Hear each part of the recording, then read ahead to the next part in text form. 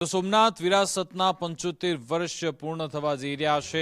સ્વાભિમાન પર્વની ઉજવણી કરવામાં આવી રહી છે, ત્યારે સોમનાથના સાનિધ્યે સૂર્યકિરણ એર શોનું રિહર્સલ થયું। નાયબ મુખ્યમંત્રી હર્ષભાઈ સંઘવીએ મંદિર પરિસરનું નિરીક્ષણ કર્યું હતું। પ્રધાનમંત્રીની મુલાકાત સમયે એર શોનું એક ભવ્ય આયોજન કરવામાં આવ્યું છે, ત્યારે મંદિર પરિસર પરથી વાયુસેનાએ ખાસ એર શોનું રિહર્સલ યોજ્યું હતું। આકાશમાં એરફોર્સના વિમાનોએ દિલ ધડક કરતબ બતાવ્યા હતા, જેના આ દ્રશ્યો પ્રધાનમંત્રી મોદીના આગમનને પગલે સ્થાનિક તંત્ર સજ્જ બન્યું છે।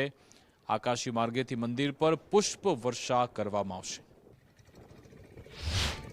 75 વર્ષ પૂર્વે લોખંડી પુરુષ સરદાર વલ્લભભાઈ પટેલ દ્વારા અરબી સમુદ્રના ઘૂઘવતા મોજાના જળ હાથમાં લઈને એક સંકલ્પ કરવામાં આવ્યો હતો સોમનાથ મંદિરનો પૂર્ણ જીર્ણોદ્ધાર કરવાનો, જે આજે સંકલ્પ પૂરો થયો છે। એના 75 વર્ષ પૂર્ણ થયા છે, જેને લઈ અને સોમનાથમાં છેલ્લા 3 દિવસથી કાર્યક્રમો યથાવત ચાલુ રહ્યા છે। ત્યારે 11 મેના રોજ ભારતના વડાપ્રધાન નરેન્દ્ર મોદી પણ પધારી રહ્યા છે સોમનાથમાં। જે વાત કરવામાં આવે તો છેલ્લા 3 દિવસથી સોમનાથની અંદર અલગ અલગ મહાપૂજાઓ, સાંસ્કૃતિક કાર્યક્રમો પણ થઈ રહ્યા છે। સાથે વડાપ્રધાન નરેન્દ્ર મોદી 11 મેના રોજ સોમનાથ મંદિરે જે દર્શનાર્થે પધારી રહ્યા છે, ત્યારે તેમના સ્વાગત માટે એક સૂર્યકિરણ શો પણ શો યોજાવાનો છે। સાથે હેલિકોપ્ટર દ્વારા સોમનાથ મંદિરની ઉપર પુષ્પવર્ષા પણ કરવામાં આવશે।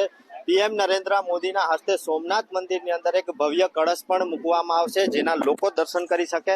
સાથે સોમનાથની અંદર 3 દિવસ જે અવનવા કાર્યક્રમો યોજાઈ રહ્યા છે, જેને લઈ અને ગુજરાતના નાયબ મુખ્યમંત્રી હર્ષ સંઘવી, અર્જુન મોઢવાડિયા, કૌશિક વેકરિયા, પ્રદ્યુમન વાજા સહિતના મંત્રીઓ પણ હાલ અત્યારે સોમનાથમાં ઉપસ્થિત છે। સુરક્ષા અને વ્યવસ્થાની દ્રષ્ટિએ તમામ તૈયારીઓ પૂર્ણ કરવામાં આવી હોય તેવું સામે આવી રહ્યું છે। ચેતન અપરનાથી, ગુજરાત ફર્સ્ટ, ગીર સોમનાથ।